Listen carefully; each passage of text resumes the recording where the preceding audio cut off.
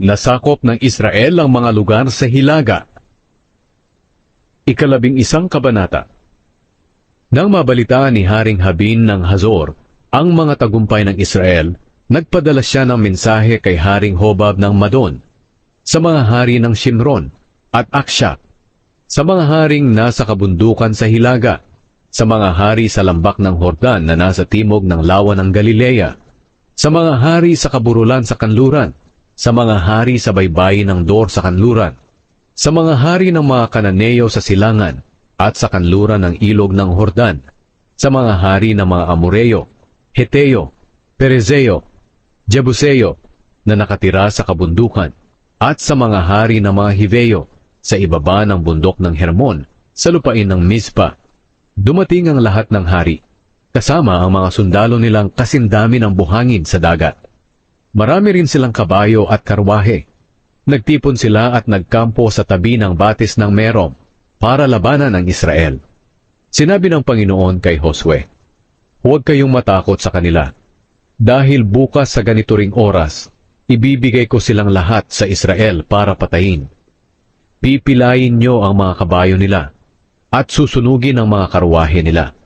Kaya biglang lumusob si Josue at ang mga sundalo niya sa batis ng Merom, at pinagtagumpay sila ng Panginoon sa mga kalaban nila. Hinabol nila ang mga kalaban nila hanggang sa malaking Sidon, at sa Misrefot Maim hanggang sa lambak ng Mizpa sa silangan. Pinatay nila ang mga kalaban nila hanggang sa maubos, at ginawa sa kanila ni Josue ang iniutos ng Panginoon. Pinilayan niya ang mga kabayo nila, at pinasunog ang mga karwahe nila. Pagkatapos, bumalik sina Josue at sinakop nila ang Hazor, at pinatay ang hari nito. Nang mga panahong iyon, ang Hazor ay ang pinakamakapangyarihan sa lahat ng kaharian. Pinatay din nila ang lahat ng naninirahan sa Hazor. Nilipol nila ito ng lubusan, at walang naiwang buhay. At ang lungsod mismo ay sinunog nila. Sinakop ni Josue ang lahat ng lungsod. Pinatay nila ang lahat ng naninirahan dito, pati na ang mga hari nito. Nilipol nila ito ng lubusan ayon sa iniutos ni Moises na lingkod ng Panginoon. Pero hindi sinunog ng mga Israelita ang mga lungsod sa mga bulubundukin, maliban lang sa Hazor.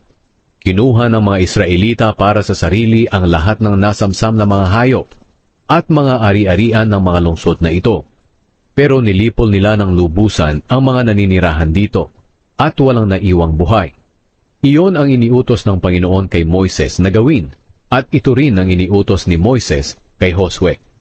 Tinupad ni Josue ang lahat ng iniutos ng Panginoon kay Moises. Sinakop nga ni Josue ang buong lupain, ang kabundukan, ang buong lupain ng Negeb, ang buong lupain ng Goshen, ang mga kaburulan sa kanluran, ang lambak ng Hordan, ang mga kabundukan at kaburulan ng Israel. Ang teritoryo na sinakop niya ay mula sa bundok ng Halak, na paahon sa Seir, hanggang sa Baal-Gad, sa lambak ng Lebanon, sa ibaba ng bundok ng Hermon. Dinakip at pinatay niya ang mga hari ng mga lugar na ito sa mahabang panahon ng pakikipaglaban nila.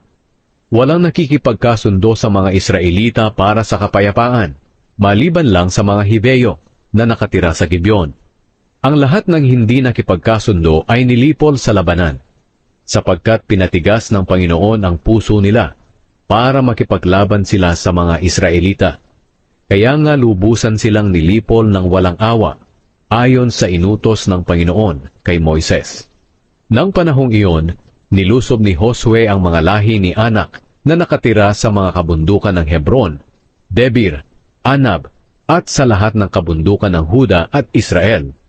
Nilipol sila ng lubusan ni Josue pati na ang kanilang mga bayan.